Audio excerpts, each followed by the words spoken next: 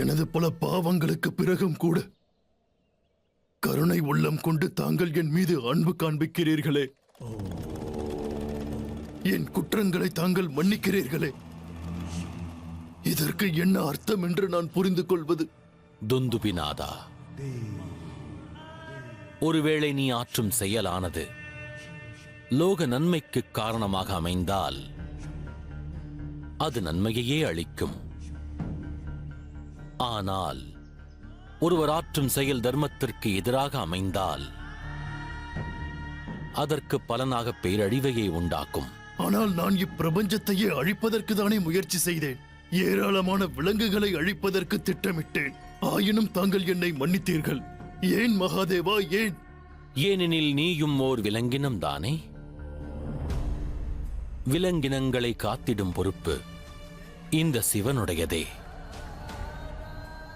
பிரபஞ்சத்தில் உள்ள ஜீவராசிகளின் பாதுகாவலன் நான், மெய்காப்பாளனும் ஆவை. எந்த யுகமோ, எக்காலமோ, எத்தருணமோ, அனைத்து சமயங்களிலும் ஏதுமறியாத அப்பாவி விலங்கினங்களின் மீது எவராயினும் அக்கிரமங்களை புரிந்திட்டால் அந்த குற்றவாளிக்கு ருத்ரனானவன் தண்டனை வழங்கிடுவான், தண்டனை வழங்கிடுவான், தண்டனை வழங்கிடுவான்.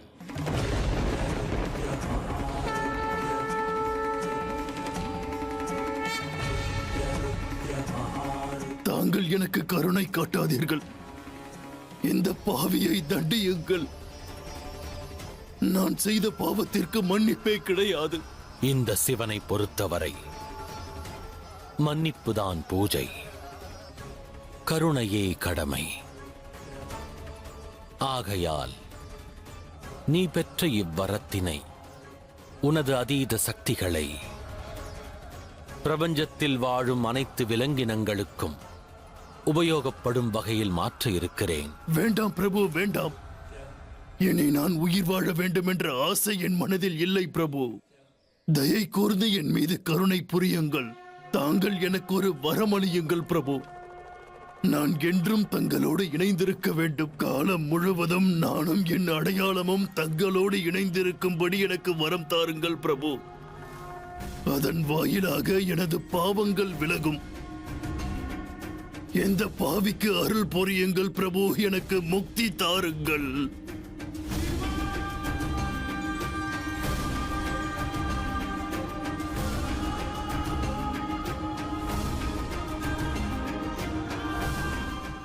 அவ்வாறியாகட்டும், அவ்வாறியாகட்டும், அவ்வாறியாகட்டும். ஓம் நமச்சிவாய.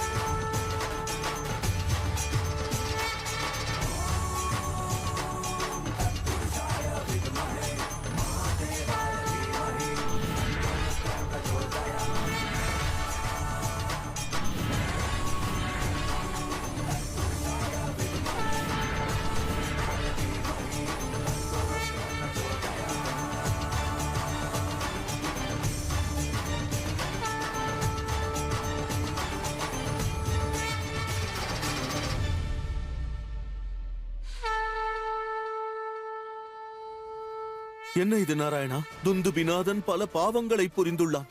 ஆயினும் மகாதேவர் அவனை மன்னித்து விட்டார். அதோடு அவனுக்கு முக்தியின் பாதையையும் அருள் பாலித்து விட்டாரே. இதுவே மகாதேவரின் மகிமையாகும் தேவரிஷி. அவர் ருத்ரனாக இருந்தாலும் கருணையை மறப்பதில்லை. பிரபஞ்சத்தில் உள்ளவர்களை நல்வழிப்படுத்தும் மகாதேவர் இன்று ஒரு தீயவனின் முடிவையும் துவக்கமாக மாற்றிவிட்டார். அவன் பிராயச்சித்தம் செய்வதற்கு ஒரு அரிய வாய்ப்பை அளித்தார். அதோடு அனைவருக்கும் ஒரு பாடத்தை கற்பித்தார்.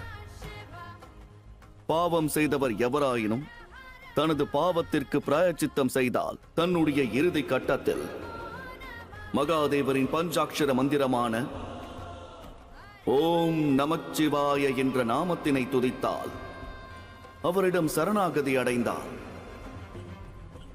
அவருக்கும் அவர் முக்தி அளிப்பார். நாராயண நாராயண.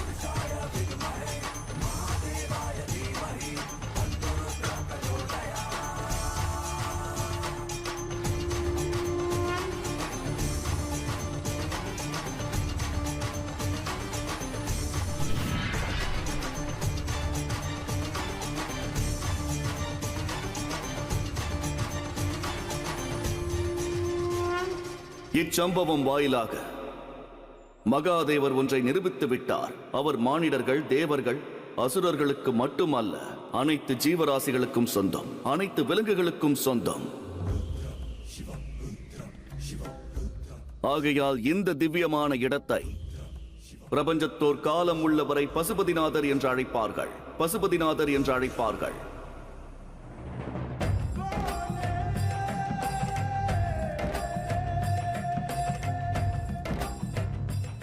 பசுபதிநாதர். ஆஹா.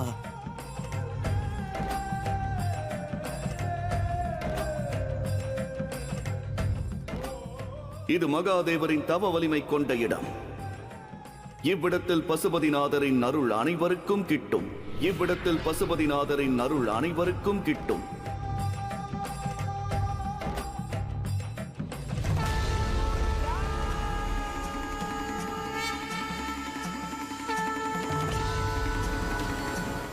இன்று சிவன் மானிடர்களுக்கு மட்டுமல்ல, பிரபஞ்சத்தில் உள்ள விலங்குகள், பறவைகள் மற்றும் அனைத்து ஜீவராசிகளுக்கும் அருள் புரிந்தார். தனது கருணை மற்றும் அனுதாபத்தினால் அண்ட சராசரத்தையும் பேரழிவிலிருந்து காப்பாற்றினார். அண்ட சராசரத்திலும் இந்த பசுபதிநாதர் சிவாலயத்தில் மட்டுமே மகாதேவர் பஞ்சமுக தரிசனத்தை மக்களுக்கு அருள்வார். இது மகாதேவரின் அனைத்து தத்துவத்தின் பிரத்யேக தரிசனமாக காணப்படும். கருணை மற்றும் குரோதத்தின் சங்கமமாக இவ்விடம் காணப்படும். அற்புதம் பிரபு. பாவத்தின் பாதையை துறந்த அசுரனுக்கும் மகாதேவர் இங்கு முக்தியை அளித்தார்.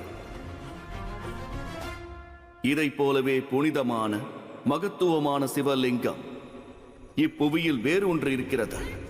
அது இக்கணம் இந்த புனிதமான காசியில் தயாராகிக் கொண்டிருக்கின்றது.